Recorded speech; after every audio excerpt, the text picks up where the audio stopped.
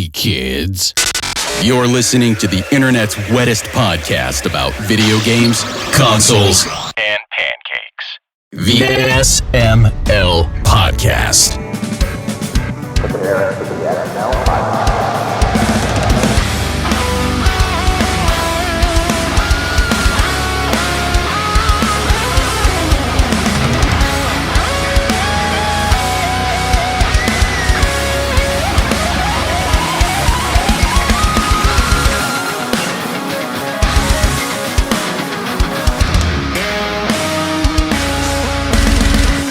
What's up, everybody? This is the SML Podcast. I am your host, Joe. Joining as usual, we've got Bree, Aki, and Jacob. How are you three doing today? I had to review a game for this episode. I got to play it last night.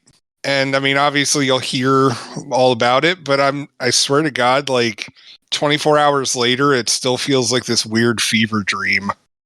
Like, I'm not sure that I actually, like, was I know that because I played you were really high? No, it's because it's a notoriously awful game. I'm excited to hear all about it. Oh, God. Well, it won't be anytime soon, unfortunately. Yeah, I was going to say, we got other shit we got to do. You'd have to stick around for the whole episode, probably. I know. Yeah, I got that slated I'll last. Listen later. Save the best for the last. Hey, Joe, did you hear that? She's going to listen later, so she's our someone. Yay. Bree, how does it feel to be someone? Hey, I brought other someones to the show, too, that listened. You did. So and it's How many friends did you lose because you did that? No. I had a friend. She's now a regular on here, so. Hear about Skull and Bones, and he listened to the whole podcast. And I'm sorry. I know, right? Like he actually listened to the whole thing. Oh dear! And then he never came back. He still talked to me the next day. We're good. Oh, I'm shocked. And you never mentioned the episode again. Remember that time you made me listen to a podcast? No, we don't talk about that. Oh. I'm doing pretty good though. You have a whole shitload of gunpla, don't you? Oh God, so many. That's not even all of it. I have another 3 boxes coming this month. Good God.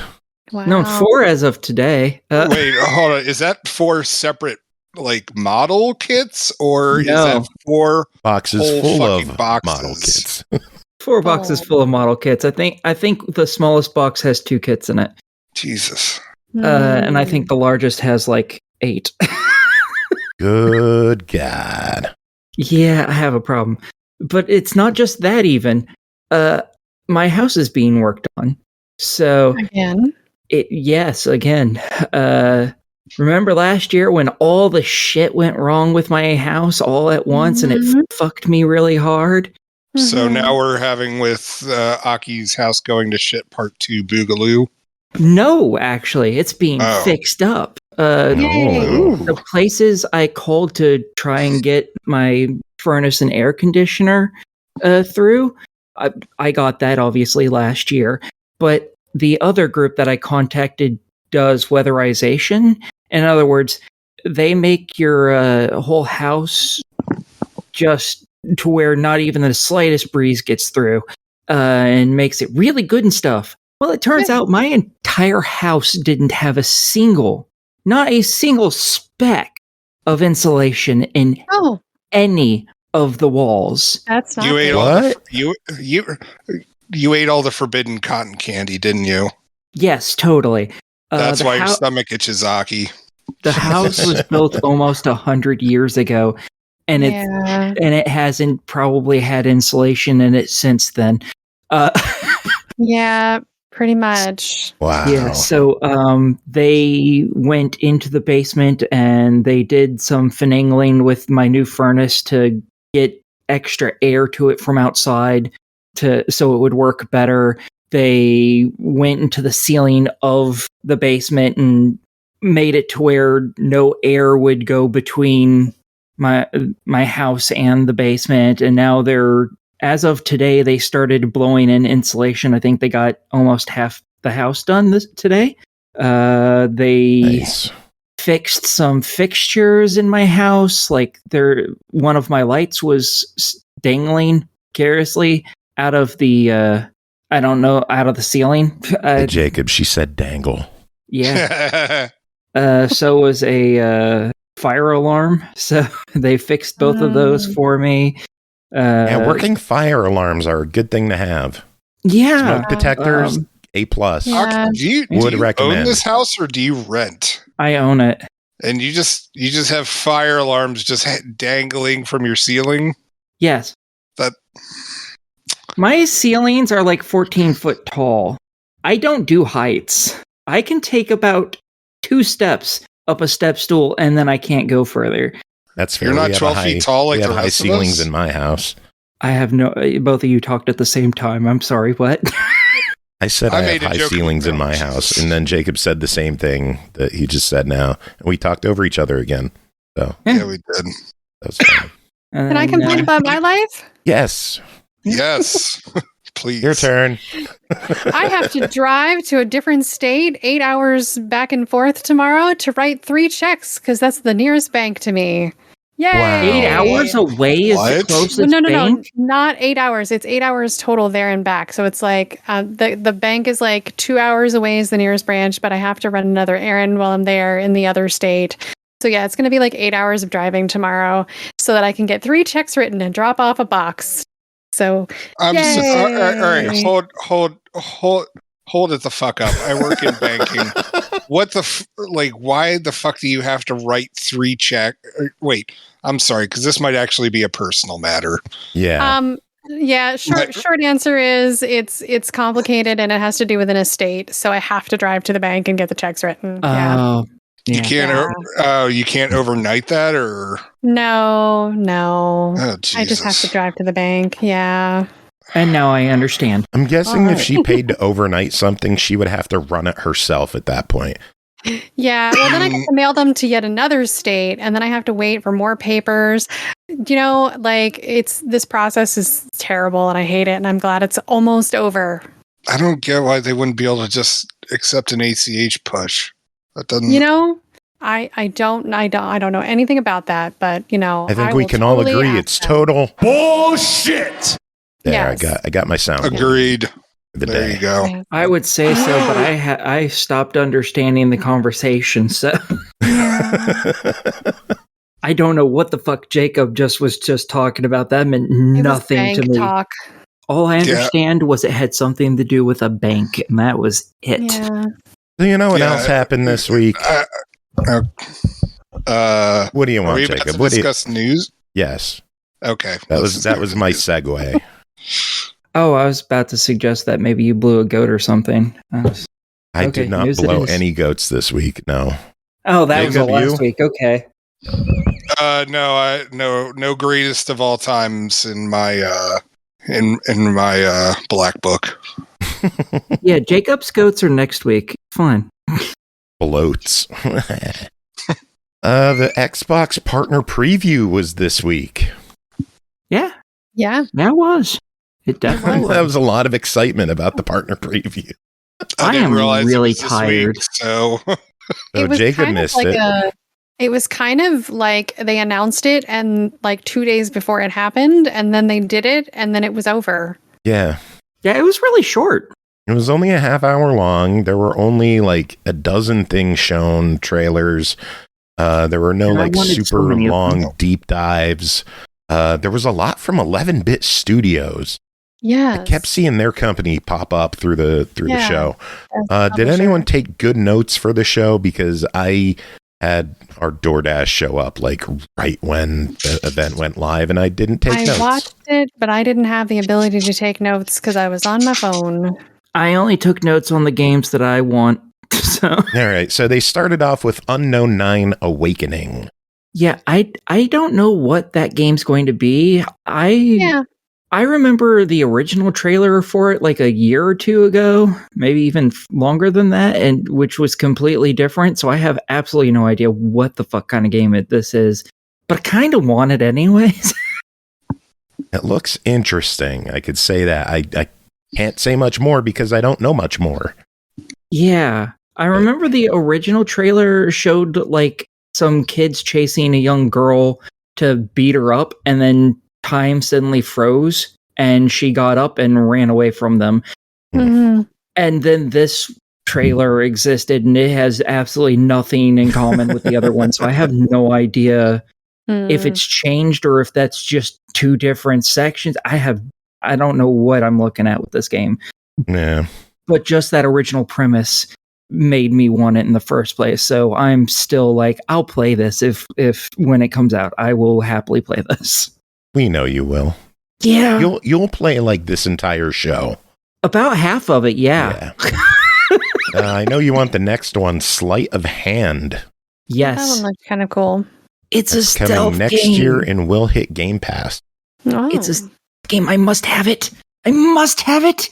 And she's Why? cute. It's a stealth game and she's cute. Yeah, I guess that's good enough. The Altars from 11-Bit Studios was shown. It does not have a release date. I don't remember the Altars. That's one I've been following for a little while, and seeing the trailer made me less interested because it looks like it's a lot of management. Yeah. But the concept was kind of interesting, where he gets stranded on a planet and finds this new that one. element or something that enables him to copy himself based on branches of his life choices, which I think is a really cool concept. But the management aspect of it seems a little less. But I think that one's also coming to Game Pass, so it might be worth a try. Yeah, that one I don't think's for me, specifically because of the management and because it seems like there's going to be a lot of interpersonal issues between the altars, and I'm just like, I'm not really there for that part. Yeah. But like the concept of walking around like this alien planet and stuff, that seems like that'd be fun. I want that part. I don't want any of the rest of it. Yeah. So I'll keep an eye on that one. No release date, so we'll just have to keep our eyes open. After that was Creatures of Ava from 11-Bit Studios. Well, there you go. Aki wants it. Aki, what's this one?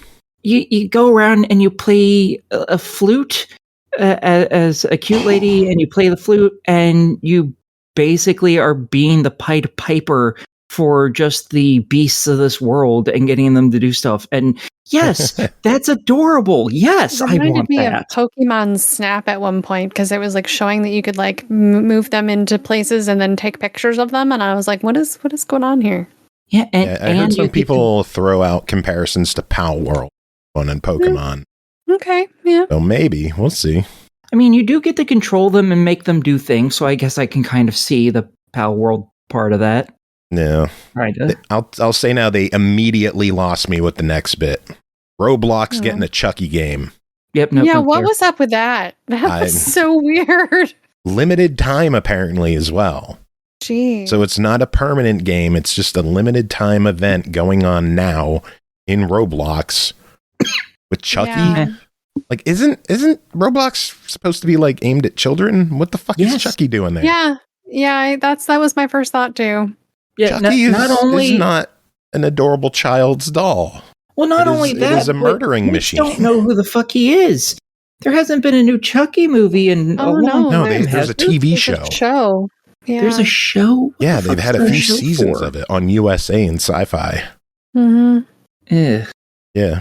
And it's not for kids. I would hope the fuck not. Yeah, definitely not for kids. It embraces its TVMA rating.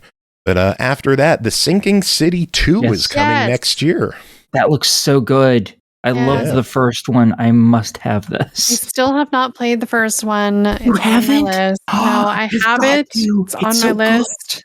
Yeah, I like the Frogwares games. So I'm very, but yeah, it looks really good. I knew what it was like from the moment they said Frogwares, and I saw like crazy stuff, and I was like, this is Sinking City too. And I'm like, yes. You know, in some of the Sherlock games where he pieces together what happens and it shows like the outlines of people moving around and stuff.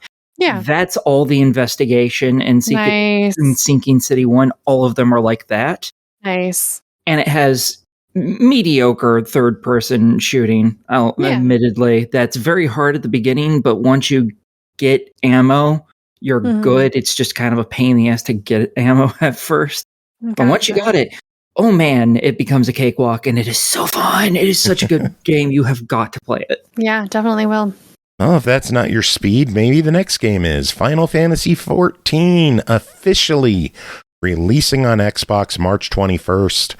I guess they will have their character transfer and import features all good to go by then. Nice. My birthday's the 18th, so you could get me some time cards for my birthday. I am very happy for those of you who will enjoy that game. I'm out. Well, there is a free trial that you could play. Yeah. Yeah, I might try that. And it's actually a pretty good free trial from what I understand. I think it's still like level 25 or 50 or something. 70. Jesus. And you get the first 2 full expansions. Wow. Yeah. You get access to it. There is something to keep in mind, though. They are going to be doing a Game Pass perk. If you redeem that perk, which gives you access to everything in the game, it doesn't gate off any of the social features like the free trial does. If you use that Game Pass perk, you must subscribe from then on. Which is what I think they're trying to trick people into doing, is giving up their free trial by getting a Game Pass perk for a month. Yeah, so if you want to keep your free trial, don't get that Game Pass perk. Or at least wait until we find out what the full story is with it. Because I can make use of it because I can't make use of the free trial. I already subscribed once, and once you do that, you're locked out of the free trial. Yeah. Oh, that sucks. Yeah. So enjoy your free trial for as long as you can. Make use of it. Play it for months if you want. Never subscribe if you don't want to. You don't get a lot of social features in the game. You're limited on how much money you can carry. There's some other stuff like that. But it's still a lot of fun that you could get for free. Yeah, I know a number of people who play it semi-religiously at this point, and they're always talking about it, and they love it. So I say try it out, folks. I'm eager to get back into it and give it another go once it hits Xbox officially. I'll probably pick up a 60-day or 90-day card, whatever they sell now, and play it for a few days and then forget about it, because that's what I always do. I might pick up the free trial on the PC and try it out, just because I know so many people who play it, and they're always talking such high praises for it. So I might try it. MMOs just have never really been my thing. Try it on your Xbox. Free trial. It's on Xbox. Oh, I thought you had to subscribe if it was on Xbox. You can get the free beta right now. Create a character and play free right now. Okay. Download it during the show if you want. Wait, no, I'm currently downloading my games for next week. Yes, Jacob, right fucking now. What so open up Final Fantasy XIV right now on your Xbox and start playing. Nah, I'm too far away. I know. 3 Stalker games just released on Xbox today. The first 3. They're $19.99 each. Get the trilogy for $40. I might do that. Yeah, first 3 of them. Just boom, here you go. They're out. Yeah, have fun. For everyone who's thinking about this, because you're like, oh, I like Metro. This is not. Do not go into this being like, oh, this looks like it should be like Metro. No, it's nothing like Metro. This game will make you cry, tears of blood, and you're going to hate your life. And I'm going to laugh because it is fantastic. Because it's difficult or hard? Oh, it is so insanely difficult. What is there an easy mode? It's not so much that other things will kill you easily, though that is true.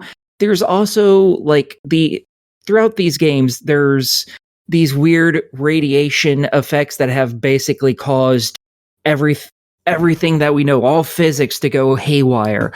So there are areas, and they're completely invisible, that you can walk into and then just be flung hundreds of feet through the air and die, or other areas where you walk into and you just kill over because suddenly radiation went from 0 to a lethal dose in less than a quarter of a second. That sounds like glitches. No, this is a feature of the game. And you can throw, I think it's shell casings or something in front of you, because when they hit these areas, it reacts, so you know where these areas are, more or less. But if you enter them, you're going to die generally. And they're just really hard, partly because of that, and partly because it is not forgiving. Their games are not forgiving. They're fantastic. They're so great. They're bastards, though. Those games are bastards. I love them. Well, there's 3 of them. You could play them. Yeah. Good shit. Yeah. I might get them. I have them on Steam. I might get them on Xbox. I'm not sure. Well, again, they're $20 each, or get the trilogy for $40. After that, Monster Jam Showdown. Yes, they showed off a Monster Jam game during a partner I didn't expect that one. Yeah. Looks fun. It'd be entertaining. Maybe. Yeah. Monster Jam games are usually like mindless fun. So. Okay. I've never played a Monster Jam game that I know of. So. Yeah. Jacob, you excited for more Monster Jam? I was rather I know like you're chatting them up, but like, wait, did I review Monster Jam games, or were they Monster Truck? They're probably Monster Jam. I don't. Damn it! I wish my Xbox wasn't. There were probably both of them.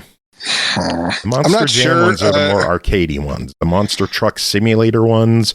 Which one really was the Steel ones. Titans thing? I don't remember. There's too many games. Yeah, I know. I'm trying to look them up now.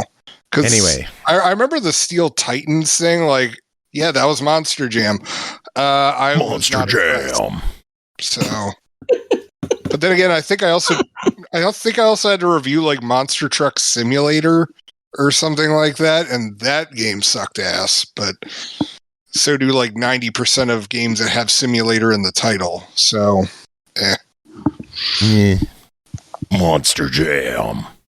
Persona 3 Reload expansion pass is coming March 12th. Get this, it's going to be a Game Pass perk for Ultimate members. The whole fucking expansion pass. Freebie. Nice. Hell yeah.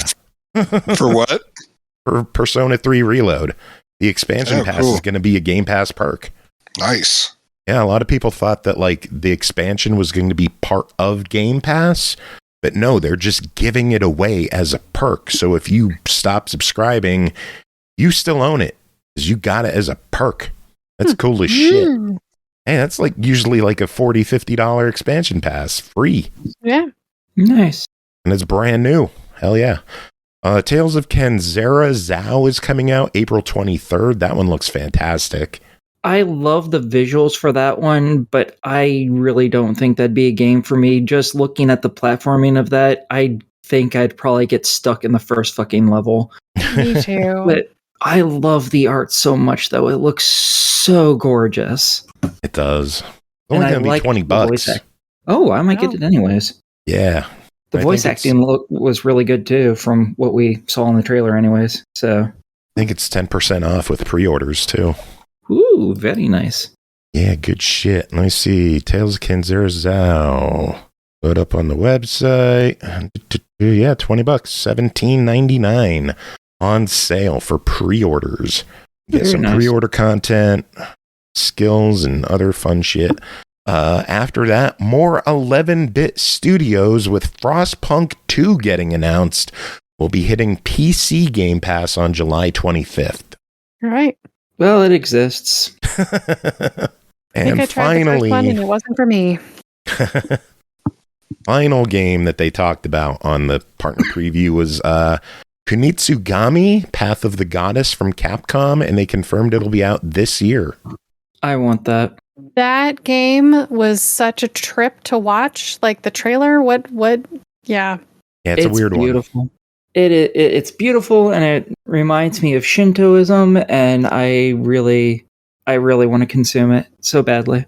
Yeah. Good stuff. So yeah, what'd you think of the partner preview? I had a lot of really good stuff in it. I thought it was okay. I thought it was good, but it wasn't memorable. Yeah. Like nothing really blew my socks off.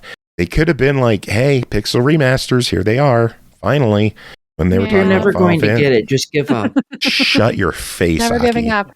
Never I will giving never up. give up. That and Mega Man Battle Network. I want them both on Xbox. And they'll never happen. Shut just up. like I'll never get Shut my up. Final Jacob, tell her to shut up. You're good at telling her to shut up. Never gonna give you up. Never gonna let you down. The whole time you guys were talking about that, I was just thinking of Rick Astley the whole time. And so, yeah, you get that. I know you think of him frequently. More than I feel like, you know how, those internet, like that internet meme where people are like, how often do men think about the Roman Empire? I'm not going to lie. I feel like Rick Astley pops up in my head more than the average American male.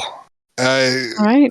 I don't know what to do with that information, but I feel like that's actually the case. I am making a note of this. I mean, let's talk Game Pass. He's a good-looking dude. I mean, what are you gonna say? And he's got a nice deep voice. What's not to like? All of it.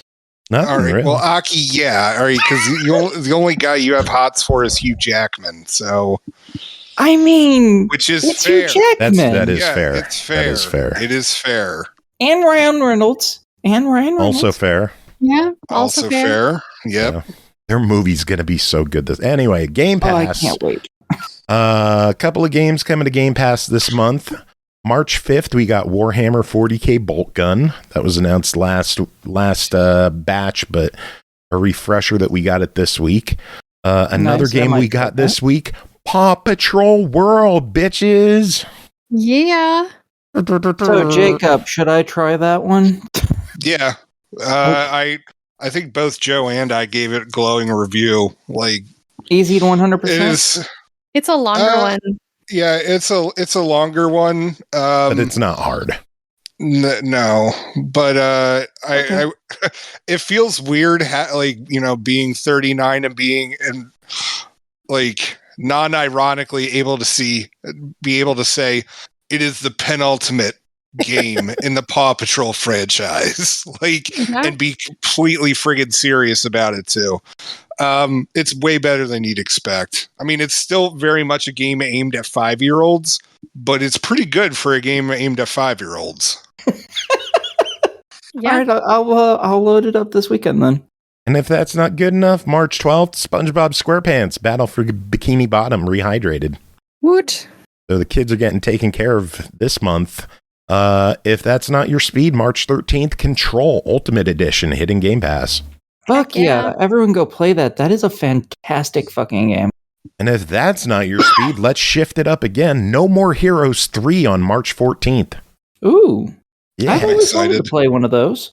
I would love if this leads to 1 and 2 coming to Xbox. I don't know. Is 3 worth playing? If you like No More Heroes, yeah. I have no idea. I've never played a No More Heroes game. Well, you should play it. It's good.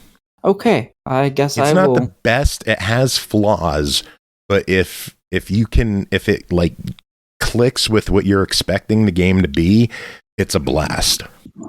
I expect it to be batshit insane. Yeah, there you go. Yeah. Okay. Well, if those aren't your speed, let's get even weirder with Lightyear Frontier Day 1 game preview game on Series coming March 19th. I don't know anything about that one. Like a Lightyear sim, frontier simulator life. I'm not gonna lie. When that game was first announced, Buzz Lightyear game. Yeah, I was legitimately disappointed that it was not like a Buzz Lightyear themed video game. Yeah, I totally thought it was. And then Buzz I Lightyear immediately related. stopped paying attention to whatever it is. So I don't even know what the frick kind of game it is. I just know it's sci-fi and not related to Buzz Lightyear.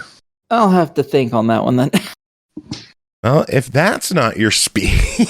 Oh, Jesus, how many fucking games are coming out? Holy shit. One more on March 19th. MLB The Show 24. Nah. 4th year in a row, we're getting PlayStation Studios baseball game on Game Pass. Enjoy. It doesn't get less funny every year. Like, whatever deal Xbox worked out with Major League Baseball is incredible that we get a PlayStation game on Game Pass and they don't get it on PlayStation Plus. Like, what the hell, Sony? Give it to them, too. Oh, man.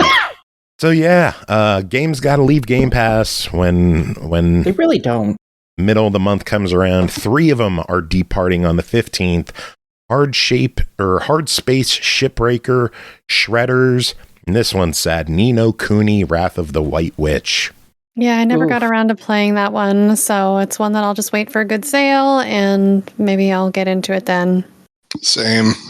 Baldur's Gate 3 Physical Edition for the Xbox has been upgraded, will now be a 4-disc game. They were apparently 500 meg over the limit for 3 discs and didn't want to cut content. Damn. Right. Yeah. So, Baldur's Gate 3 Xbox Series Edition Physical will have 4 discs.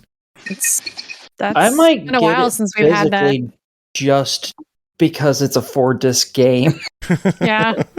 It's cool. It'll be fully installable offline. You won't need to connect on. For the people who don't have good internet, this is perfect for them. It'll take forever to install off disk, but you don't need to connect online. It is the full game on disk.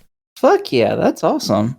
Yeah. And for everyone who decides to go and try it, Romance Karlach. Just fucking trust me. Do it. Romancer, you will not regret it. If you choose anyone else, you very well might. Just do what I say. Okay. Something I think Aki's going to do is test out her PC May 16th with Ghosts of Tsushima Director's Cut hitting PC. Yes. The moment I saw that, I was like, oh my god, yes! I'm sorry, could you do that again? Oh my god, yes! That's a game I've been I've been wanting to play for a long time now. So, well, now you get to try it on PC. Yeah, she's gonna try it with arms wide open. The fuck is with you and music today? I'm a little baked. A little, sure, a little, yeah, Something you won't be playing on PC anymore is the Switch emulator Yuzu. It has been shut down after a lawsuit from Nintendo. They will pay $2.4 million in damages, and the project has been taken down. There are apparently 2 new emulators that have sprung up from the ashes. I forget their names, but it's like Suzu and Huzu or something like that. Basically Yuzu clones. So we'll see how long they last. Shocking. Yeah. Mm-hmm. Woohoo! I love emulation for old stuff. Don't emulate new stuff. Buy and support new stuff. Yes. Everyone who bought Yuzu bought it to pirate Switch games. We know what you did. There's like a dozen people in the world who bought it for legit purposes. And you know, it probably didn't help the situation at all that people kept going to Nintendo and dictating they were going to pirate it with Yuzu. Yeah, or the fact that they would hide updates behind their Patreon. Like that. You're making people pay for piracy? That's the no-no. Yeah. Temtem is going to stop receiving major updates later this year, and monetization will be removed with a patch. Cool, I think. Yeah. Now let's get to the bad news. Oh no. Spearhead Games is laying off the majority of its staff and effectively closing down. They are known for Omen Sight, the upcoming CRPG Unforetold Witchstone, and a game I loved, Stories, The Path of Destinies. I really liked both Stories and Omen Sight. That's a shame. Aren't they like getting rid of 80% of their staff? I think they're closing down to just one person. Oh, that's like 1 or 2 people, maybe a small. No, the next one is 1 person. Taurus Games, Australian studio Taurus Games, is effectively shutting down after 30 years. The studio has laid off the entire dev team and is now a 1-person company that will act as a business in the event that funding comes along for a new project. They most recently worked on games like Hotel Transylvania 3, Ben 10, Paw Patrol on a Roll, World War Z, Matchpoint Tennis, and Lego 2K Drive. Oh, dang. Why are they closing? They worked on some decent games. Money. Jeez. No funding. If they don't have funding, they can't pay people. That sucks. Yeah. One more. Rooster Teeth has been shut down by WB Discovery. Approximately 150 full-time employees are out of work, in addition to dozens of contractors and content creators. Rooster Teeth, known for Red vs. Blue for a long time, they are gone. This doesn't shock me, but it still really sucks because I really liked a lot of the animated content they've been producing for years. Yeah.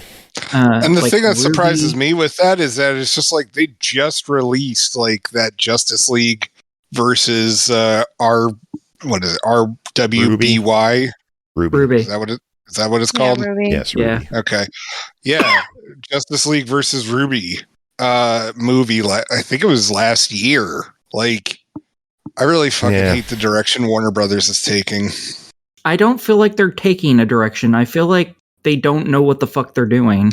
Because they keep doing stuff and then stopping in the middle of it or near the end of it and then just going off in a different direction. It's like a fucking chicken with its goddamn head cut off. I don't know what the fuck WB is doing at all. They apparently also, WB delisted the game Small Radio's Big Television by Adult Swim Games. That was a PC and PS4 game. Yeah. Reportedly, it was being given away for free by the dev. I don't know where, because I checked both the PlayStation and Steam stores. I think it's on their own website. I don't think they're giving it away officially. Like it's, here's the files. Have fun, kids. Gotcha. WB also make a statement this week saying that they're going to focus on like games as service, mobile free-to-play stuff too. Yeah, so, they're doubling down on live service, despite the fact that Suicide Squad Kill the Justice League did not meet their expectations. Yeah. Have we had a successful live service game in over a year? That answers that question. Trying to think of any live service games Helldivers. do I even freaking play. Helldivers is blowing up, literally. Is that a live service game? Yes. Huh. Okay, so there might be one success story out of like 50. Timber says Destiny 2 is still going strong. That's not a new one, though. Yeah, that's been around. That's Fortnite, one of the few that succeeded a while ago. Anyway, what news do y'alls have? Bree, let's start with you. What kind of news do you got? I've got a couple things. I had one more studio closure. Eggnut Studios, makers of Tales Noir, previously known as Backbone, has shut down operations. They will not be able to finish their latest game due to complications with funding. And what they've decided to do with the rest of their budget is pay I think there was like 15 people in the studio, pay them as much as they can while they look for new work. Well, good on them for that, taking care of their employees, but that sucks. That was a good game. Yeah. When did they change its name? It changed sometime in the last year. I don't remember why, other than I think that there's a second Tales Noir game already out on PC, but we will probably never see it on console now. So, okay. Yeah, they were trying to make a trilogy, it sounds like, and they will not be able to. That's a shame. Has anybody was a good game. Good news, maybe? Has anybody seen the new Fallout trailer? Yes, it looked really good. It looks so good. And they announced officially that all episodes will be available on April 11th on Prime Video, Very cool. I'm pretty excited. I can binge watch that when I get the access to Prime Video. Might take me a little bit extra time, but I'm looking forward to binge watching that. I love some of the actors in there. So, yeah. I don't know if I know any of the actors, but that trailer was fucking amazing. Yeah, the trailer was so good. It looked like everything I want the show to be. Yeah, it just dropped earlier today. So, and then my other bit of news is Sea of Thieves related. They're going to be rolling out Epic's Easy Anti-Cheat as part of their new anti-cheating methodology. They're looking into some other stuff for the future, but they're going to start with Epic's Anti-Cheat starting this month. So I'm kind of excited to see how that works. And of course, because they're launching, I think April 20th is, or about there is when they're going to be hitting PlayStation. So they're making sure to get that rolled out and working. It still blows my mind that Sea of Thieves is hitting PlayStation. Like, of all the games Microsoft was going to do. Like, Rare has never worked on a PlayStation game ever. Yeah. They had no knowledge of PlayStation, and they got thrown to the wolves. It's like, you're going to be our guinea pig for one of the first games we're doing. So have fun, kids. I think it's going to be just fine. I hope it does well. Bring more people to the game. Yeah, definitely. So. But yeah, that was my news. Aki, what news have you got? I don't have any. Proud of you. Jacob, what about you? I actually have none either because you've both discussed all the news. Yes, that's why I didn't have any news too. Yeah, Shut up, Aki. You never have anything news. Hey, I do too sometimes. It's rare, but it happens. Fuck you. Okay, should we dive into reviews then? We got a bunch of games to talk about tonight. Sure. All right, first game is New Star GP, developed by New Star Games, published by 5 Aces Publishing, released March 7th on Xbox One, Series X and S, Switch, PS4, PS5, and PC for $29.99. New Star GP is a retro arcade racer that puts you in the driving seat as you take control of your own motorsport team and compete at thrilling and iconic racing circuits around the world from the 80s to the present day. Jacob, tell us about your time with New Star GP. So New Star GP is a retro racing game. And like, if you're looking at screenshots of it, don't be fooled by, the retro look of it. Like, it may look old, but trust me, this thing operates like a modern racing game. So pretty much it's got the visuals of like the old Sega Daytona game. But honestly, like, it's got a lot of like customization and management aspects that you'd expect from one of like the F1 or Forza Motorsport games that are out today, which I'm not going to lie I was pleasantly impressed. Because on one hand, if you want to play it like an arcade racer, you totally can. If you want to get into all the nitty gritty stuff, even better. Like, you're just going to have way more experience with it. And so pretty much the gist of it is that, like, what you're really going after is that like career mode kind of thing. Although honestly, it's just as much of a dynasty thing than anything. And it starts you off in like the 1980s, and then you can progress through different time periods. And so it's like, your team like will start building relationships. Like, does your mechanic hate you? Does he not? Like, is he is how your team going to affect how well you drive or how good your car is going to be? And on top of it, you can form rivalries that like modern racing families and stuff like that. And these will go on for decades. And it's just, when I came in here, I thought I was going to be reviewing this like bloated arcade racer thing like I've done plenty of times that are like, we've got the retro look. No, not at all. Like, the price tag is hefty, but there's a lot of content to deep dive into with this thing. And whether you're just looking for like a simple racer, or whether you want to get into the nitty gritty, like F1 style of just management of literally everything, like, there's a lot to like here. Well, talk more about the visuals. It has that glorious early 3D visual, like you mentioned, from like the Daytona USA days. But it does have more advanced visuals to it. Like, it brings it into the modern age. Right. Like, as as the game, as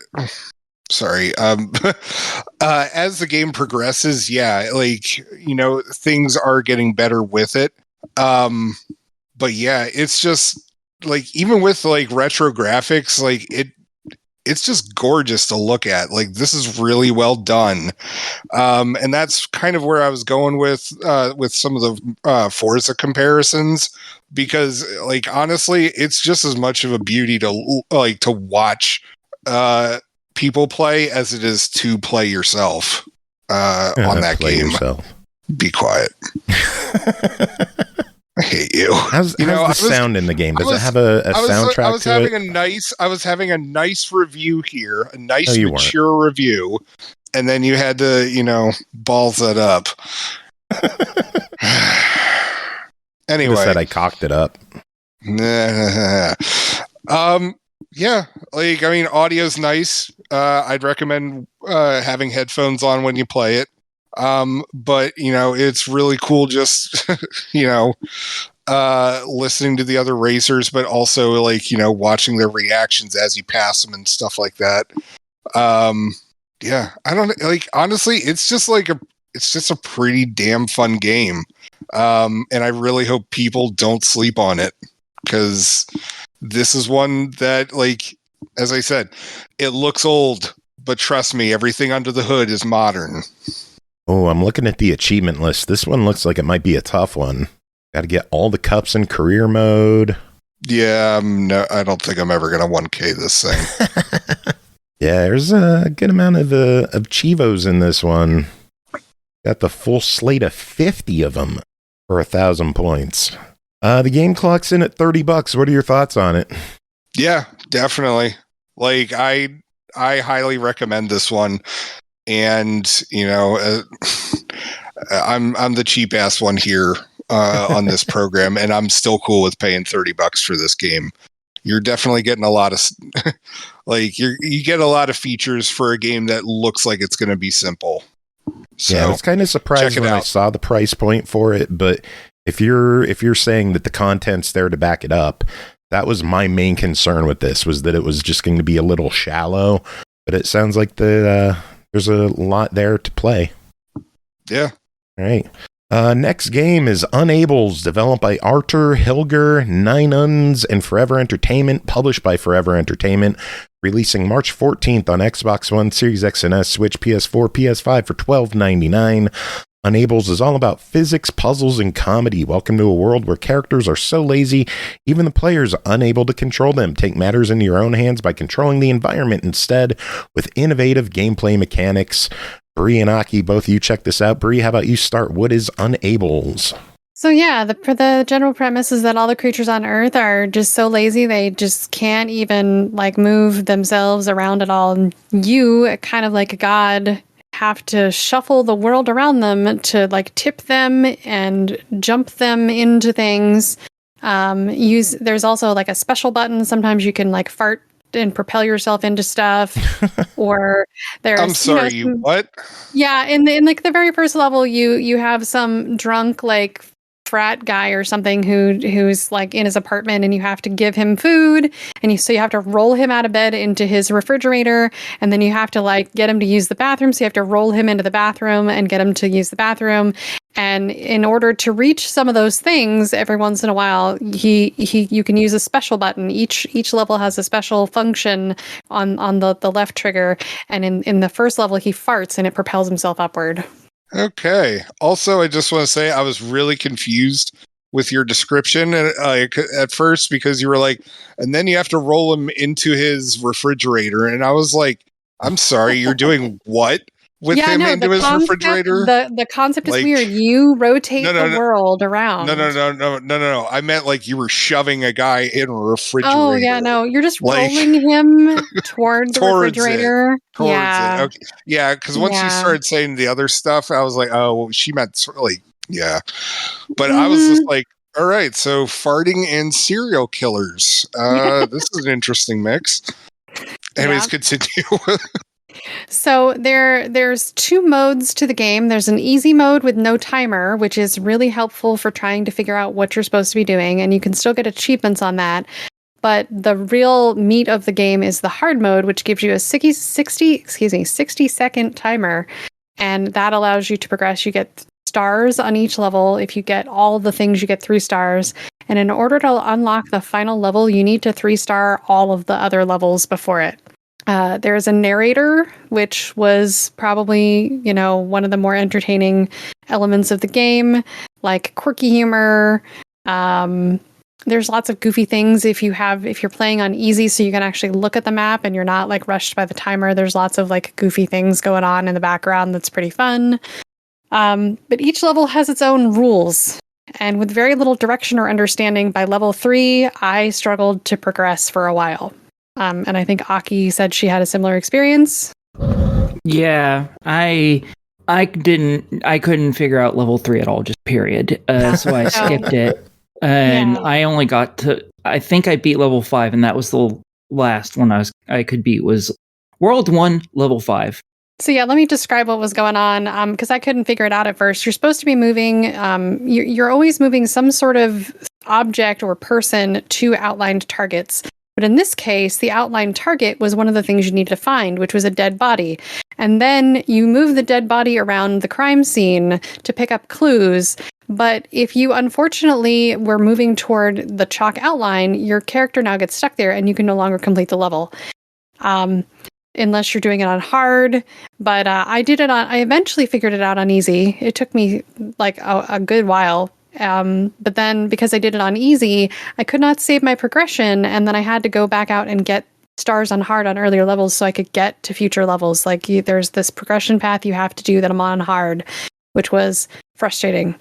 And it's really not clear what you're supposed to do in most of the levels. You really have to kind of flop around and figure it out. I died in a pool on a later level. Like I didn't even realize dying was an option. And then all of a sudden now I'm dying. As you progress though, you find out some of the weird rules for each of the levels. Like you have to interact certain things have to interact with other things. Like you're on a bus at some point and you have to match the object to the passenger or so the little old lady needs to go in the little old lady seat, and like the drunk in the back, you have to roll the bottle of vodka to him. And eventually someone needs to get off because it's their stop, so you have to roll them and open the door using the special button and like kick them out, but not until you've got everything else, because then you might lose stuff and not be able to finish the level. Yay! Yay! Yeah, and there's increasingly weird scenarios, like there's a zombie outbreak, or you're a vampire, or there's a prison break involving a cat. And then sometimes you just need to collect things by flopping around. Other times you need to be mindful you don't like trigger an alarm in prison and die. So to sum up, and I guess another thing I want to mention is the game is very disorienting at times. You're flipping this map upside down and spinning it around. You're using both controls, like the left and right stick, to move the camera and the map around, and it can be really wildly disorienting. It often took it is only disorientating. Yeah. Every time I would try to do it, because you don't just move them around by sliding people and things on the ground. Sometimes you need them to go into the air to hit things that are up and won't come down.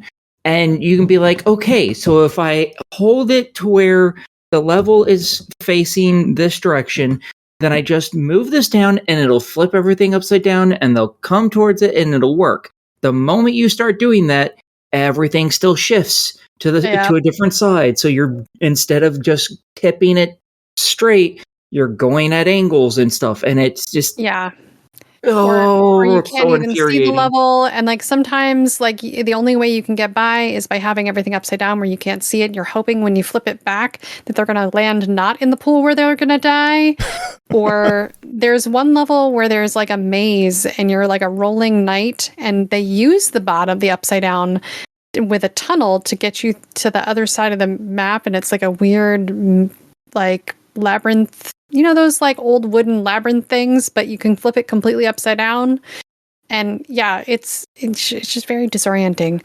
But yeah, so summing up, like it took a while to understand what was supposed to be going on in a given level because it changes all the time. And that was sometimes neat, and sometimes I really didn't like that. Navigating the menu was challenging at times. Like I would want to go to the menu and it would throw me into the next level instead. And for all that, it's really short. There's only actually 15 levels, and I was unable to unlock the final level. Well, it's $13. Are you able to give it a review? I am. Aki, did you have any other thoughts before I throw my final thoughts? No, you can go ahead and give your final thoughts. All right. I have some things to say, but they'll be with my final thoughts. Okay, so I'd put this in the middle at a try it. If you like weird physics games, you might enjoy the novelty of it, but I struggled with the game. I found it a little too short for the price. I would say, like, wait for a sale if you're going to try it. Hockey? I think it's a pass. Unless you really, really, really like physics games, I can't really suggest this. It is obscenely difficult to play, and so much. Like, it's one thing if it relies on skill, in which case, then I think most physics people would love it. So much of this is just based on fucking luck, and that's not fun. Luck is a really sucky thing to have to rely on. So for me, it's a pass. I did not, sadly, enjoy my time with this at all, and this was the one game out of my games that I really thought I was going to absolutely love, and it's heartbreaking. That's a bummer. Yeah. It happens, though. It happens. Also, another thing that happens is Bree streams. So what are you streaming tonight? Sea of Thieves. Yeah. As per always. We got to get you to do something new on Thursday. Well, Thursday's variety the day that I get Thursdays. to play with my friends. That's just kind of been a long-standing thing that we all do. So if we all find another game we want to play together, like once in a while that happens, or we go through phases where it's just like me and one of the guys and we're playing Far Cry for a while. But yeah, for the most part, it is all of my crew get together and we do the thing in case we can't get together on the weekends. So I'll enjoy sailing the high seas, and we will see you next week. Yes, indeedy. You guys have a good one. You have any final thoughts, final words? Let's see. I do sort of. I am increasingly frustrated with the idea that I think I'm going to like a thing and then I don't like a thing. And that's just a sad place. Yeah, it sucks. Yeah. That's sorry, I'm the positive one and I'm just like ending that out. I know. I'm going to drive for 8 hours. Woo! Woo! Right. Have a safe trip. Good night. Will do. See ya. Next game, Slave Zero X, developed by Poppyworks, published by Ziggurat, released February 21st on Xbox One, Series X and S, PS5, and PC for $24.99. From the top of Mega City S19, the Sovereign Khan rules with fists of iron and flesh. Beneath the city's rotting foundations, a vengeful warrior embarks on a journey to murder him. Jacob, what's going on in Slave Zero X? So apparently this is a sequel to a game called Slave Zero. I've never played it before, or even heard of it before all this. So you got me on plot. So I can't, honestly, I have nothing to compare it to. So I went into this game completely fresh, going off of, screenshots that looked hella cool. And well, this is apparently a prequel. It's 5 years prior to the events of Slave Zero. Okay. So there you go. All right. So it's a prequel to the events of a game I haven't played yet. Cool. So nothing got spoiled, apparently. Good to know. So Slave Zero has this plot where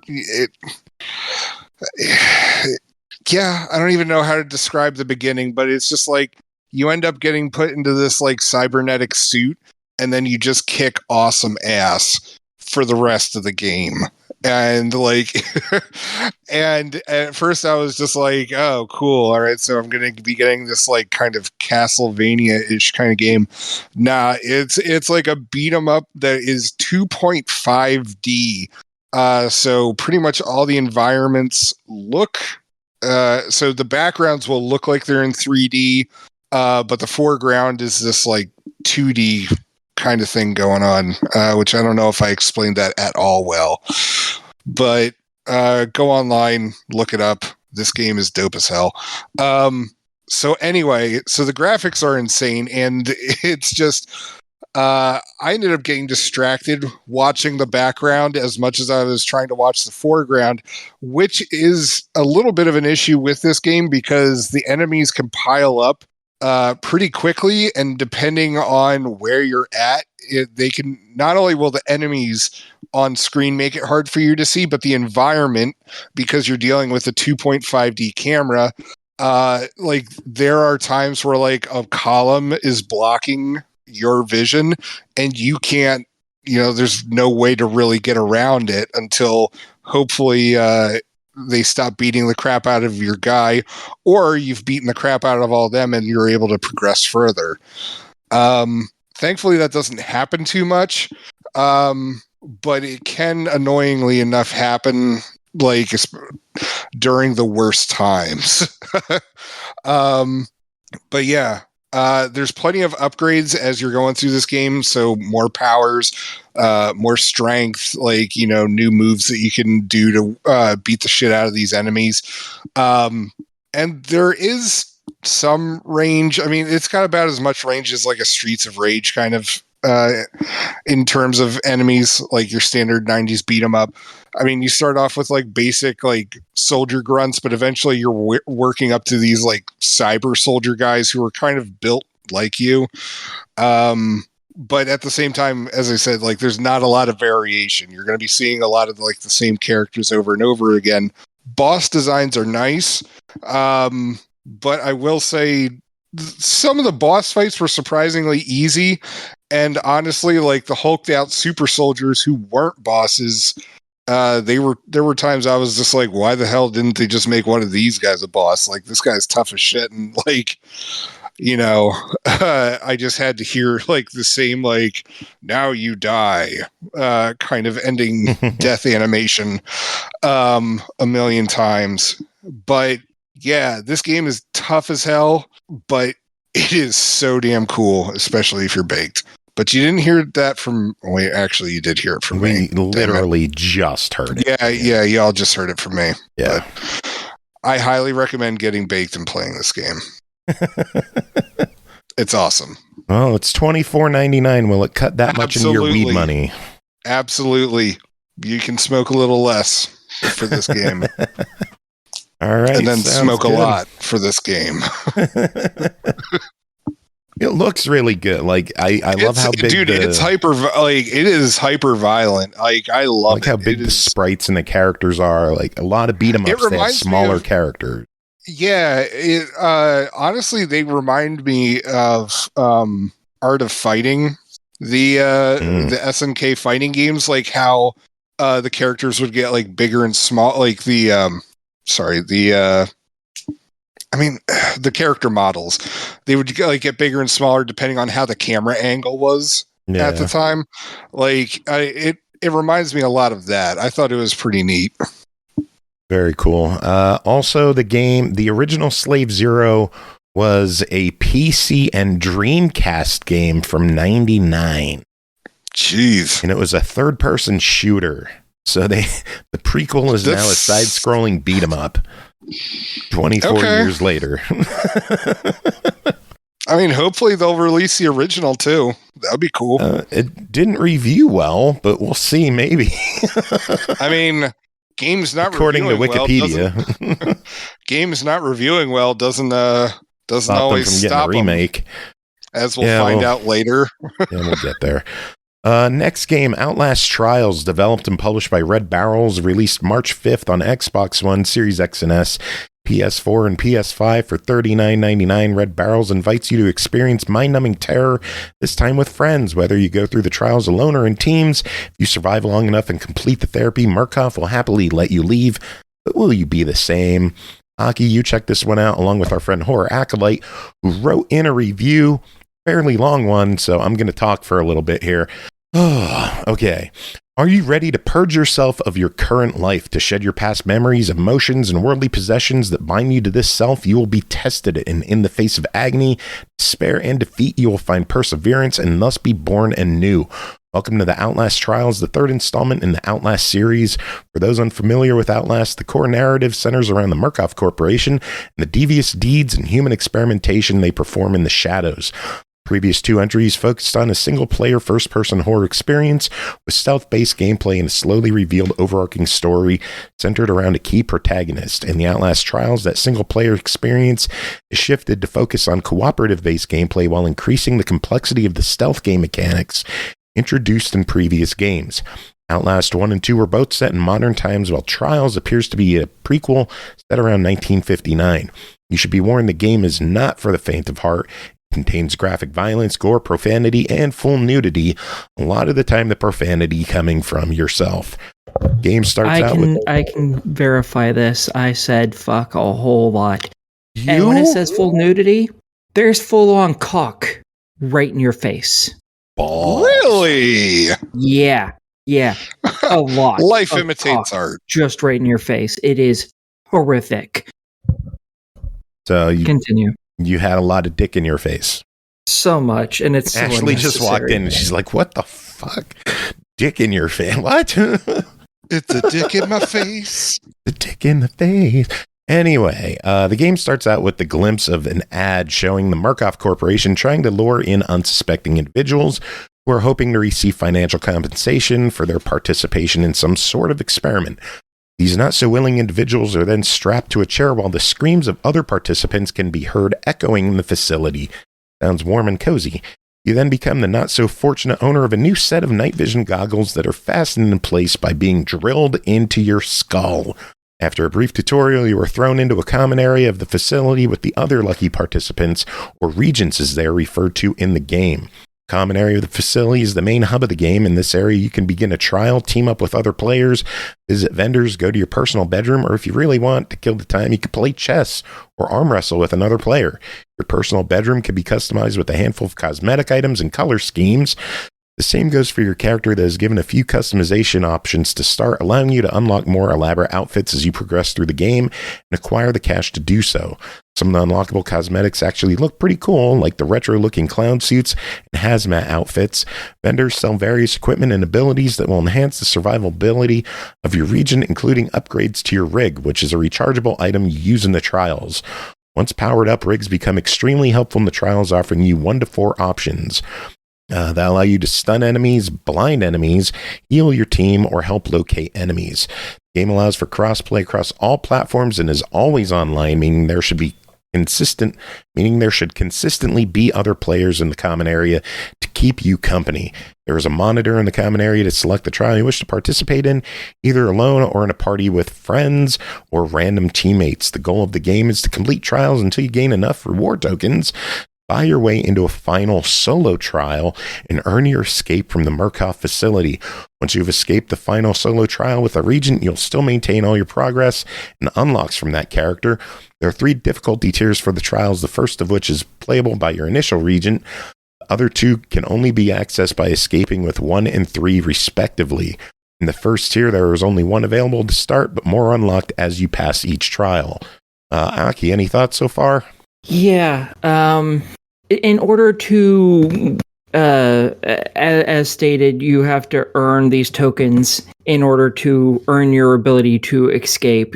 For this, every time you beat one of the levels, you get 1 token, and you need 20 of them. If you also get ranked in these at the end, and it's based on, did you set off traps? Were you damaged? Did you lose any sanity, etc., etc., which all affect your score. If you get an A+, you get 2 tokens instead of 1, and you can go back and replay them to get an A+ if you want to get that extra token. Once you have 20, then you can play that solo thing and get out. Gotcha. Oh. I don't know if it keeps all of your prior scores or not, because I haven't actually gotten to the 20 tokens required. I'm at like 18.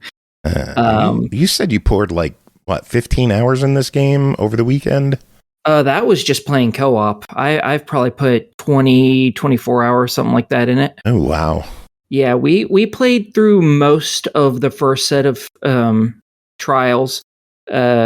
As stated, there's 3 of them. We played through most of the first one, not all of it, but most of it. Gotcha. Well, I will continue on with this. In the trials, you'll be presented with a series of challenges that will mostly involve searching for key items, solving minor puzzles, or successfully completing quick time events, and will end with you making your escape from the area. Unfortunately, for some NPCs, these objectives center around having them brutally executed through such means as dismemberment or electrocution. Yay. There are a few decorative... Or one of my favorite ones, there's a lot of meat grinders. There's a few decorative themes used for the trials, each featuring a core antagonist that fits the particular theme, accompanied by several supporting enemies. Some of these areas include a police station, orphanage, and abandoned amusement park. The first major psychopath you encounter is Coyle, a hillbilly police officer that patrols the police station wielding an electric baton. Hearing the crackle of electricity from the baton or seeing its current light up in the darkness really adds to the authenticity of the experience.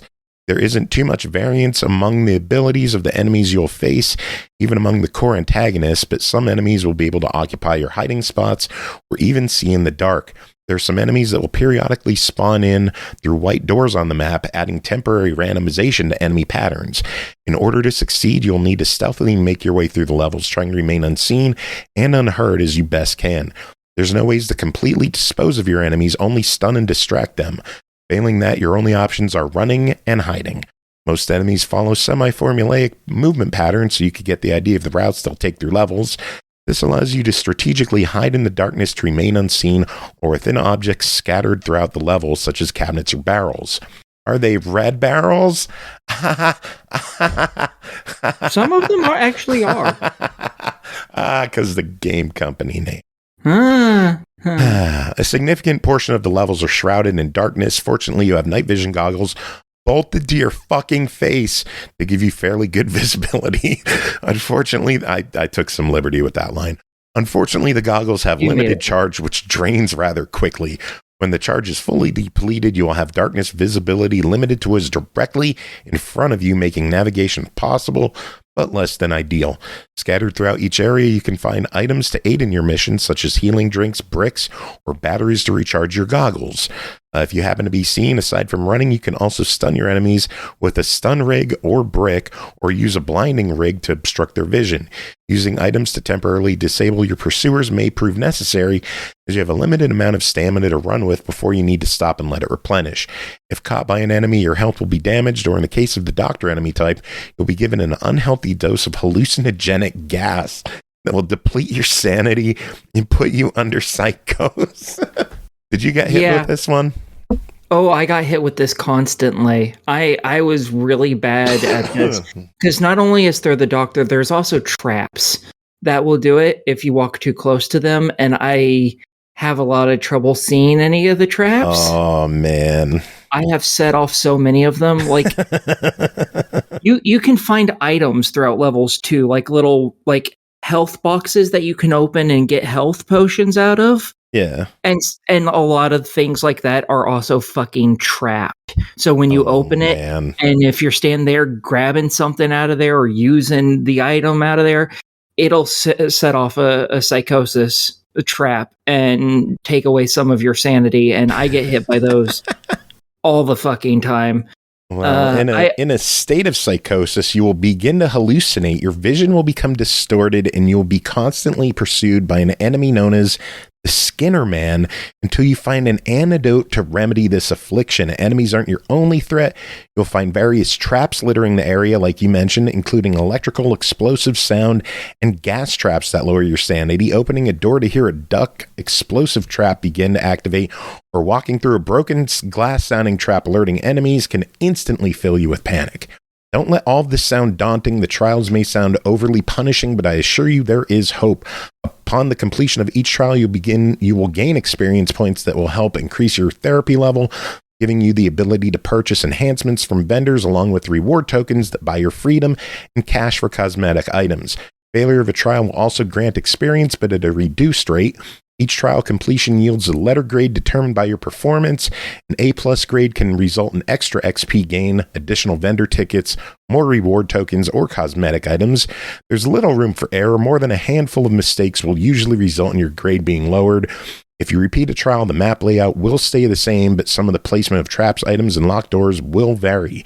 Admittedly, when this game was announced, I was extremely skeptical. Two of the core features that made the original Outlast game so great were the sense of helplessness from not being able to defend yourself and the feeling of isolation knowing no one else could save you from your torment. Outlast Trials definitely loses the intensity of those features when playing in co-op. Even playing solo, the feeling is diluted a fair amount. That being said, it's still an excellent experience for horror fans, especially playing on co-op. While playing solo is still a viable option, there are some sections of the game that may prove difficult for those not familiar with stealth games. Communication among teammates helps significantly in many instances and just makes the experience more enjoyable as a whole. Helping each other call out enemies, coordinate maneuvers, and using divide and conquer tactics for searching out objectives makes for very satisfying trial completions. Some of the most enjoyable and frustrating times in the game are devising a plan to overcome a section and have that plan completely turned to shit, which will happen a decent amount. So much, so often, constantly. There was one instance in particular in which a plan derailed and I ran into several traps, including a metal bolt that pinned me to the ground. Swiftly recovering from that folly, I aimed to seek refuge in a nearby locker, only to be greeted by a pouncer jumping out at me aggressively, using its claws to mutilate my torso. Surprisingly fun, but frustrating. Yeah, I remember that. There was a lot of expletives. You were playing when that happened? Yeah, we were playing together when that happened. I sadly did not see it because I was way across the map, but I heard all the expletives and it was fantastic. That's the first time. Matter of fact, they did that right after I had a very similar experience on the prior level. I had the shit kicked out of me in one level, and then immediately afterwards, he got the shit kicked out of him in that level. It was great. Very nice. There are some useful accessibility features for your main HUD, allowing you to customize which stats appear on your screen, along with a marker that indicates whether you are fully concealed by darkness. The sound design and audio cues in this game are exceptional. Strongly recommend playing with the headset as it's substantially easier to pinpoint enemy locations. Hearing the enemies mutter phrases to themselves as they are hunting you is both daunting at times and hilarious. Did find the soundtrack to be a little disappointing compared to previous games, but it's understandable given the game's structure. Map design and character visuals were well done. I'm not overly knowledgeable of the 50s, 60s aesthetic, but I found the environments to be pretty good at replicating locales from that time period. Even though the enemy design is solid, there are some people that may be uncomfortable with the amount of nudity, but to be fair, the Outlast games are meant to make you uncomfortable. I feel like there could have been more core antagonists and themed maps to go with them, but I'm assuming more will come as DLC in the future. Sadly, the narrative is slightly lacking, with most story elements being fed through collectible, readable evidence pieces found in the trials. The game has what I consider ideal achievement design. All Xbox achievements are tied to an in-game badge that grants you bonus experience when obtained. That's cool as hell. Yeah. First I'll touch on the evidence things. The story, there's little pieces of evidence which are just, file folders that you can find throughout the levels. Usually there's like 3 of them in every level. At least that's what I've noticed. There could be more, and we could just be blinder than bats. Very possible, because both of us are blind. So, great. And when you find them, it adds a piece of evidence at random into your evidence locker, basically. And each section in there has like 8 pieces of evidence is required to have it finished. And you get random ones. Like, you can play the first level and get one for the first one for the 8th one for the 20th one. You don't know. However, if you're like, I don't want to keep looking through all these levels, you can just play the first level over and over and over again. Just keep collecting 3 of them, because it'll always be a new 3 of them every time. As we found out, thankfully. So the story from that is very subpar, sadly. So the story just is not a big thing in this game, sadly. It's more about, you're here, you're being experimented on, you need to get the fuck out. That's basically the entirety of the story you need to know. All the evidence, evidence. What more do you need? Get the fuck out. Yeah, like, all the evidence is basically just evidence of Markov doing bad shit, so you could theoretically get that, and when you leave, have that to give to the news or whatever. Yeah. As for achievements, yes, in the game, it will tell you when you get a badge. And some of them are like, oh, you are crouched for 300 or 3,600 seconds. So you get a badge for that. And the moment you get a badge, you also get the achievement for it. And after you beat the trial, you can go into the terminal again, which is where you view your evidence. You can select a level, get a group together, what have you, all that stuff. You can also view all your badges, and you can look at the badge. It'll tell you how many times you've obtained that badge. And once you get it for the first time, it will give you extra experience, extra money, and sometimes a cosmetic to go with it that it unlocks in your cosmetic area. However, you don't have access to it immediately. You still have to pay for it, but now you can buy it. Gotcha. So, yeah, it's pretty cool. I've thoroughly enjoyed that concept. Well, let's talk verdict. It's been a hefty review. Let's get to the verdict. If you are a fan of previous Outlast games or stealth horror games in general, this is a strong buy it from me. What the game lacks in narrative and atmosphere elements compared to previous entries, it makes up for in stronger stealth gameplay dynamics and engaging multiplayer. You're only looking to play this solo. While that experience is still fun in my option, I would maybe lower my verdict to a buy it, but wait for a sale. The Murkoff Corporation welcomes you. Let the trials begin. Aki, any thoughts? I actually came into this with the expectation that I'd absolutely hate this game because I don't like the Outlast games. I think they're just kind of shit. But I really liked this game. I was thoroughly surprised. The stealth mechanics in this are really good. It has a very creepy, quite possibly scary atmosphere even while playing it. And when you first start, you might fear pee.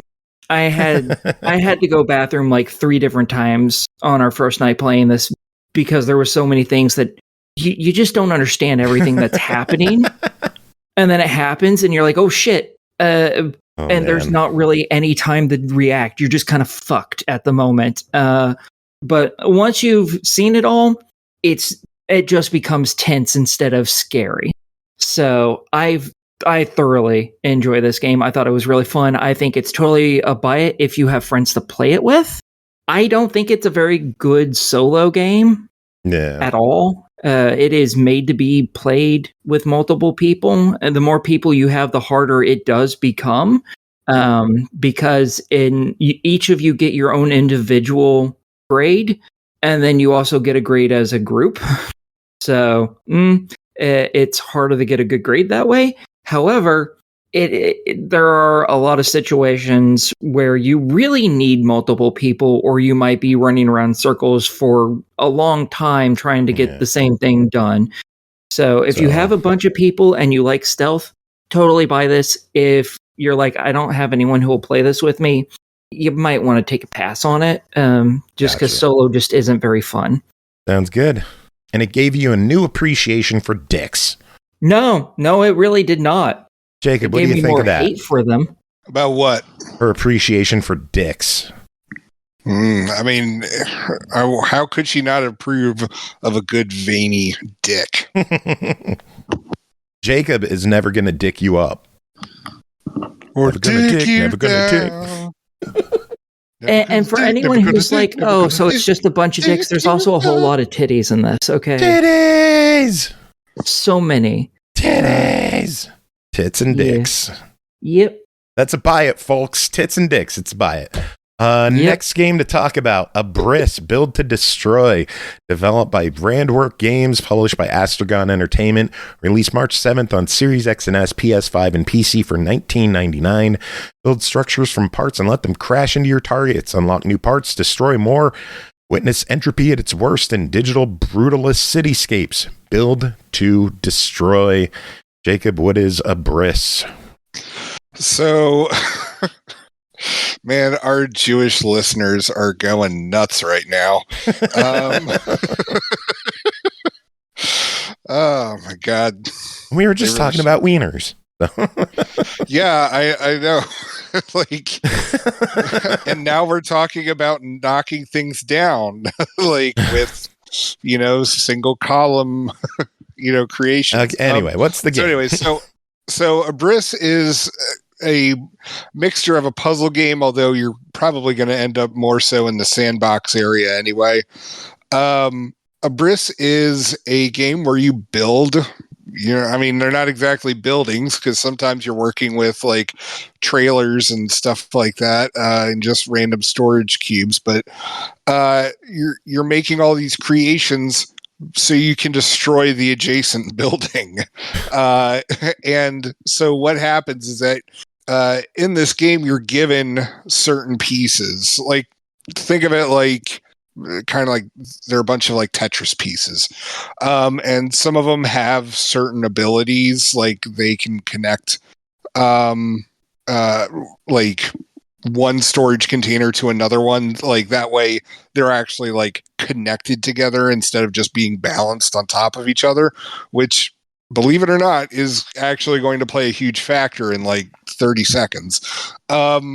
And so you have just this variety of stuff, and you have to figure out how you're going to be able to stretch it across the chasm and knock out as much of this red energy out of the buildings across from you as it possibly can.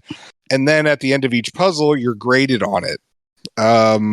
In the like, because it's not like a campaign mode, but it's just a series of puzzles of how can I destroy this with the tools that I'm given, and that's okay. I mean, the game, I'm not gonna lie, this game feels like it's more fun on a PC using like a mouse and keyboard. I feel like it's probably a lot easier to navigate than using an Xbox controller, but the camera is also very wonky, and so you have to use both sticks to direct zooming in and out and rotating, which, I mean, generally seems like that should be a standard thing, especially with how much you're playing with first-person shooters, but it just never...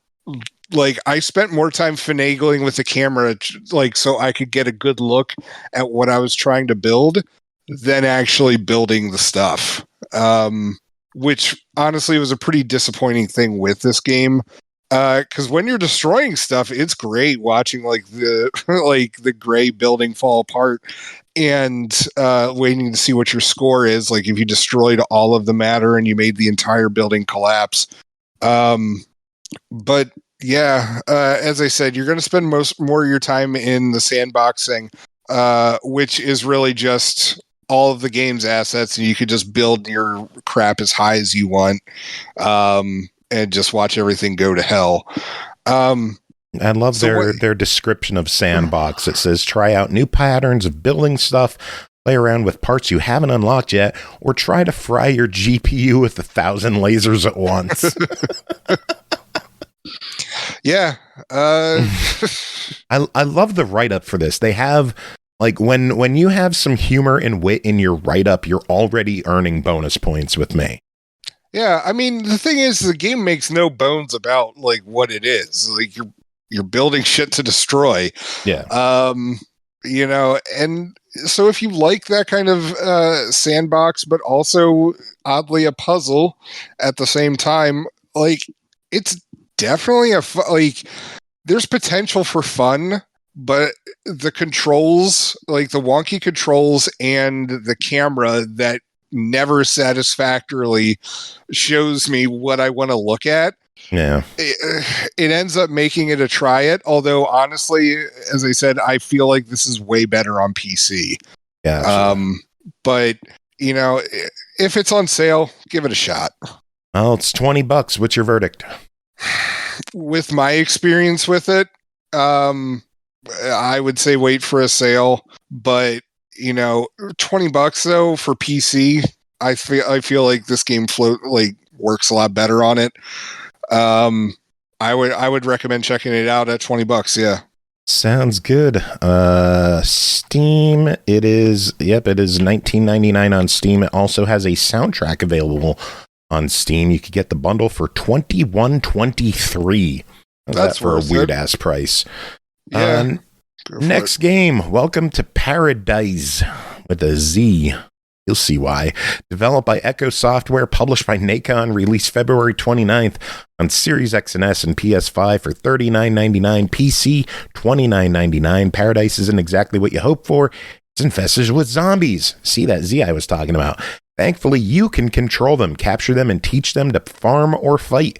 They'll help you defend our camp while you explore the world looking for a new paradise. Aki, how is ParadiZe? This one, I was originally questioning whether I was going to like it. I like it. In this, you get to choose your own character out of, I think, 8 or 10 different characters. And you start off being told, hey, yeah, there's a paradise here in zombie-infested Earth. Come here where we actually control zombies, and they work for us, and you get to live a nice, happy life. Well, they'll protect you, they'll do doctor things, they'll take care of your cars, they'll babysit, whatever. Free labor. It's fantastic. Woo! So you head there because, you know, a better life behind walls where zombies will protect you instead of eating you. And it's a shithole. Everything's broken down. There's next to no one living there. Half the buildings are just painted cardboard. It's not doing too well. And you're told, hey, yeah, you need to have one of these headsets so you can take and slap them on zombies and have your own minions.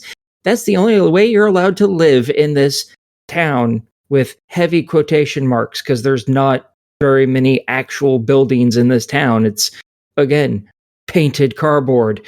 So you go do that, and you catch your first zombie. Woo! After that, you have to kill the shit out of a bunch of zombies. There are some special zombies that have different armor on them or weapons, and after you kill them, you can take their weapon and use it yourself, and even give a copy of it, even though you only picked up one, doesn't matter, to your zombie, and they will start using it to defend you. With the special armors, usually you have to kill a bunch of zombies who have that armor, and then you can pick, and as you pick them up, you eventually unlock the ability to equip your zombie with that same thing. You have both ranged and melee combat weapons, from air guns to classic guns, bows and arrows, crossbows, thrown spears, to melee weapons like maces and bladed weapons like machetes. And yeah, you are basically just trying to survive this hellhole, and help the other inhabitants of this little shithole find their little piece of happiness, whilst you eventually, pretty quickly actually, figure out, let's just go to the moon, because fuck this place. Because again, half of it is painted cardboard.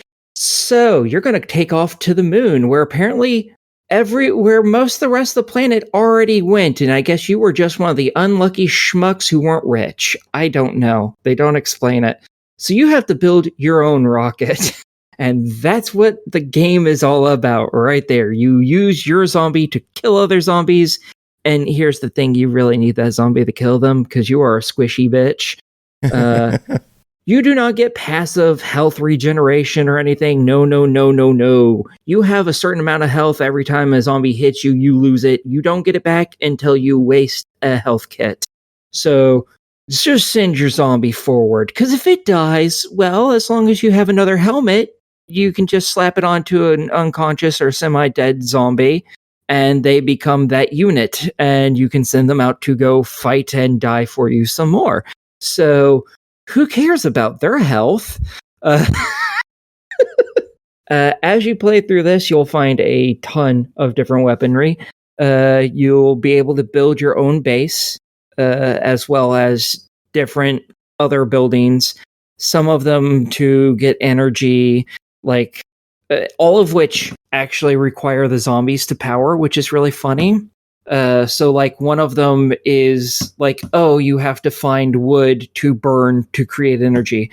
So you create this thing where all the wood is burned, and then you create this little pylon, which allows you to create one of 3 different types of zombies that you can equip with whatever. And I don't know if there's a limit to how many of them you can even summon of all 3 of them, as long as you have the energy to power them anyways.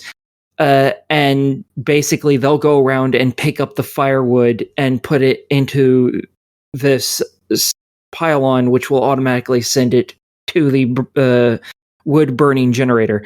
And all the different generators that you get are powered in similar ways by zombies working for free. It's great. You can build defenses as you get further into the game for your base, because zombies will occasionally come in and just damage all your shit if you don't have defenses set up.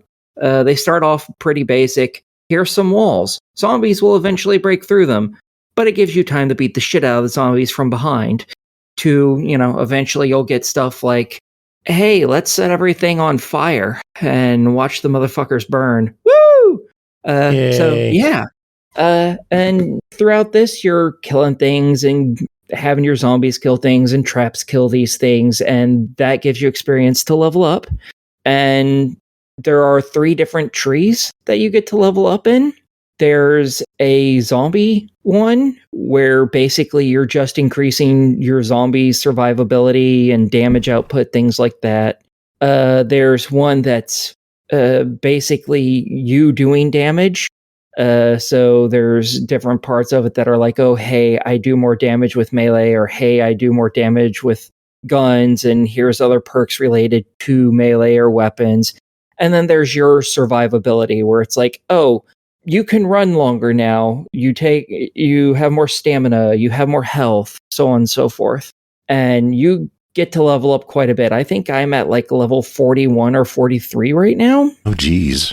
Yeah, there's an achievement for reaching max level, and I haven't gotten there yet. I kind of figured 40 would be it, and it's not. Maybe 50? I don't think so. I think there's an area that goes up to 55, so I think it's at least 60. And it may be more than that even. I don't know. I haven't finished the game yet. The first... Well, it seems like you're having a good time with it. Yeah, I'm really enjoying this. And it's not a super long game if you don't want it to be, because I'm doing a lot of things that aren't necessary to beat the game because I'm just trying to get achievements or complete collections and stuff like that. Because you can find armors in the game and different chests in different locations. Like this set of locations will have this armor set and just this armor set. However, each chest in that area will have a random piece of armor in it for that set.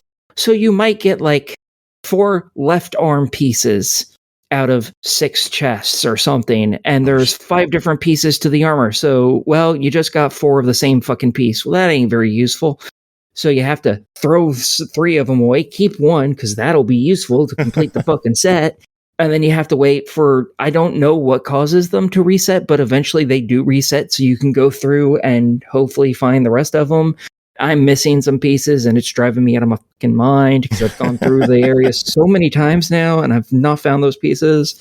But so, I've spent a little longer in the game than you necessarily have to. I went through like the first 3 chapters in like just a few hours. So you can probably beat the game, not 100% it, but you can probably beat it in like 10-ish hours, if that. It's not a super long game. It's just if you want all the achievements, you end up doing a whole bunch of other stuff. Like one of the achievements is for killing like either 10,000 or 100,000 zombies or some shit like that. Oh Lord! Which is it's a lot, and I'm not even a quarter way through that one, so that's going to take a while. But yeah, it's really fun. You'll find weapons that you like, and you won't stick with them because eventually other weapons will get upgrades and will do significantly more damage, and then you have to use those until you can get that weapon again. Here comes a train, because of course, why wouldn't there be a train? Shoot you, motherfucker. Yeah. Before the train gets there, the game clocks in at $30. What are your thoughts on it? I think this is totally a buy it. I did not expect to like this because I thought it was going to have a whole bunch of survival mechanics. It doesn't. It has a are you too hot or too cold mechanic. And that only affects you if you're in like the desert area or the snowy hellhole. And that's it. So it's like, I am so for this game. It is great. And I think, Joe, you will really like this game. Cool. Very good. One last game to talk about tonight. Can we really call it a game? Well, I know what we're going to call it for sure. This segment.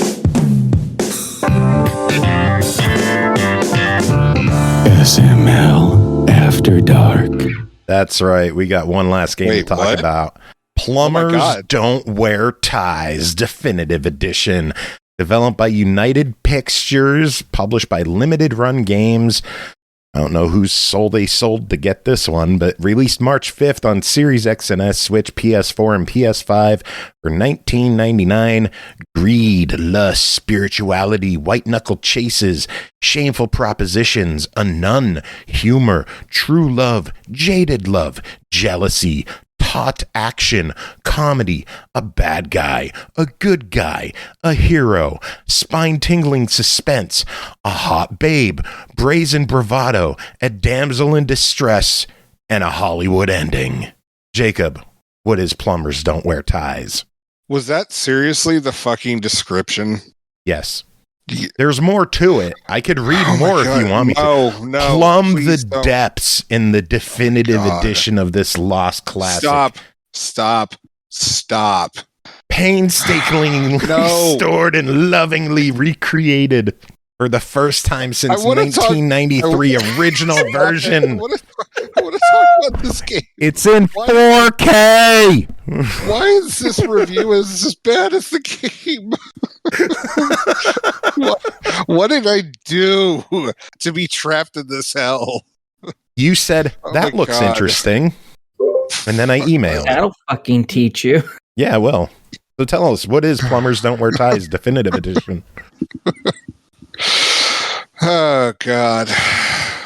All right. So, first off, it's kind of weird that I'm finally doing an SML After Dark. I've never done one of these, so hooray. I'm going to warn you right now, this is like one of the least sexy games I've ever played. And also, I will give a content like trigger warning for this. There is some so when the Limited Run Games actually does take the time to have hey, this is a product of a very different time. Like, these views weren't okay then, they're not okay now. Like, we're doing this for video game preservation, so on and so forth. There are anti-gay, and there is a joke about a trans person in there, along with the suggestions of sexual assault.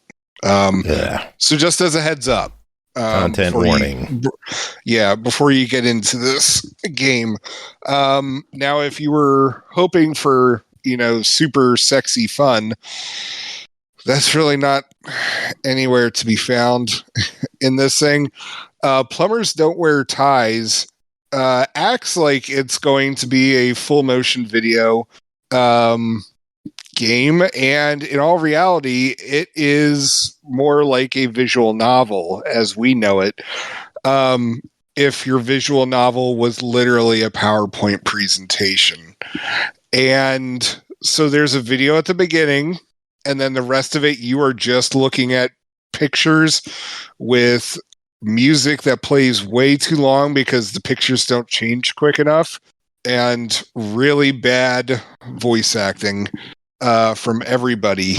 And on top of it, you're dealing with these narrators who are supposed to like break up the monotony and like yell at you for making the wrong decisions. All right, none of this is good. Like, if you haven't already picked that up, none of this game is good. We should point out the reason this game is famous is because I believe the Angry Video Game Nerd, is that who it was who covered it? He covered it at some point. I did see that on Wikipedia. And the thing is like I think I may have heard of this game, but like I knew literally nothing about it. It was a Panasonic 3DO game. So let's get our expectations where they deserve to be. Right. And so, as I said, this thing is more of a PowerPoint presentation than anything, and you are guiding the character's actions. You have this guy who is a plumber, and his mom is nagging him to like find a nice girl and get married and settle down and stuff like that. And then you have this girl who's applying for a new job, and she's going to interview, and the two of them run into each other in the parking lot, and you have to determine the rest of the game how it's going to go. Both like, so you're making decisions like, does he talk to her? Does she talk to him? At the interview, like the boss is suggesting like, oh, why don't you take off your shirt? You know, do you take off your shirt? Like, do you run out of there? Do you become a weird S&M mistress to this guy? These are all possibilities.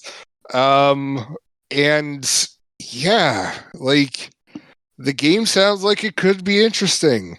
And then you actually fucking play it. And it is so slow and so bad and just so awful throughout. And the thing is like, yeah, theoretically, you're sitting through a movie. Like, this is an interactive movie. Yeah. No, it's just a PowerPoint presentation that you guys stretched out for 90 minutes. How are the achievements? Oh my God, they're all over the goddamn place. And the thing is that you actually have to play the game through once without skipping to get the achievement for, you know, having played the game. Like, there is no easy way around it. You cannot skip frames. Like, the game won't let you skip frames the first time through. And so you have to experience the awfulness of this game if you expect to 1K it. And then the rest of it is just a bunch of documentaries and cutscenes and interviews, both with people from Limited Run Games, but also people who made the game. There's even like audio commentary that you can get. Is that stuff interesting? Yeah, it actually is, because, I mean, you have people talking about, like, you know, what it was like doing this. What do they think of it? But at the same time, you also have folks from Limited Run Games explaining, like, the restoration process and why, and, like, their thoughts on, like, why preserving such an absolute shitty fucking game. Why is this important to preserve this along the likes of, like, Pac-Man and Call of Duty? And Carnage pointing out a 69-pointer achievement called "But Why?" It's Could we just read some of the achievement values in the game? Let's see. Absolutely. 2, go for it. 81, 22, 36, 38. Fuck this game. 71. Fuck everything about this. 17, 52, 4, 9, 46, 69, 113, 1, 39, 37, 11, 107, 43, and 199. This just provokes so much fucking anxiety in me, and it's not even a good enough game to be... Oh, I hate so, this. Jacob, it's $20. Let's get this out of the way. The game is not worth buying. Hold on. I'm still not... I still have more to talk about. All right. So one of the cool things is that you can, if you want to unlock like all of that like documentary stuff, there's a mini game that you can play that is a 3D maze game. And and it's just like you have to run away from the boss and throw plungers at him, and you get all the cash that you earned while playing the actual game.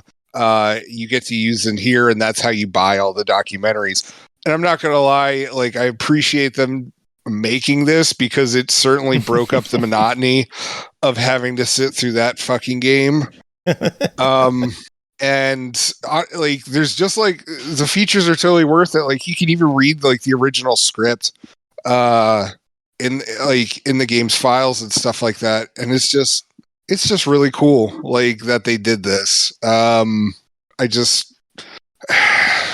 Yeah. Also, side note, like the amount of like love and just like in terms of like the extras, like this is the kind of stuff I wish that they had also included with Jurassic Park, that Jurassic Park collection that they had released last year. Like that thing was bare bones. Meanwhile, this thing has a plethora of stuff. Like I would have loved the same attention had been given to that title. But anyways, back to Plumbers Don't Wear Ties remastered. Or definitive edition. My bad. It is a $20 game. We should get this out of the way. It's not worth buying for the game. Is it worth buying for the package? So here's the thing. Is it worth buying it for the game itself? Absolutely fucking not. But when you're spending that $20 on this game, you're helping limited run games like continue being able to provide stuff like this, like, you know, the Jurassic Park collection, like Plumbers Don't Wear Ties, like all those cool like games which are modern games that like receive like a Nintendo like 64 cartridge now, or like a NES cartridge, like all that kind of weird stuff like that helps fund it. And it's just like, don't purchase it for the game, purchase it for helping video game preservation. Yeah. And purchase it because Limited Run released something on Xbox. Oh, Support yeah, that shit. Yeah. Come on, Limited Run, give us more. They don't have to be physical. They don't have to be physical editions. I just asked that they be good next time, that's all. No, I'll take the shitty stuff too. I'll take everything. Give us more games. Like, that's the thing. Gotta take the good with the bad. Yeah, I mean, because the thing is that there are plenty of like older games I'd love to have brought back, and yeah, if this is what it takes, okay. Speaking of bad, we have to end the show on a very low note. First off, I want to thank you two for being here, hanging out for the show. Thanks to Bree for coming on, doing her thing. Thanks to Horror Acolyte for writing in that Outlast Trials review. Sad news, Akira Toriyama passed away at 68. I've been trying to verify that. From what I see, it's been confirmed by the Dragon Ball account, official English Dragon Ball account. It was a subdural hematoma. Yeah, no, I saw that, but when I went to the actual Twitter account, I was not seeing the post. I'm not too sure if then it's spreading. Either it's official or from what I could see, it's official. To celebrate. The other thing is, the thing is, sorry. Like the other thing is that it's just like the industry trades haven't reported it. No. So that's why I'm also like pausing, but because I was originally going to say, I'm sorry, not originally, but I was going to say something, but I couldn't confirm it, and everything that I could find it on is clickbaity, so I held off. Everything I'm reading is confirming it, that Akira Toriyama, creator of Dragon Ball and designer of characters from like Chrono Trigger and Dragon Quest, has passed away at 68. To celebrate the life of him, we're going to end the show with Rockin' on Heaven's Door by Danimal Cannon off of the Chronotorious album by 1UP Studios. It is possibly my all-time favorite video game cover. It is just incredible. So, anyone have any final words? No. Well, rest well.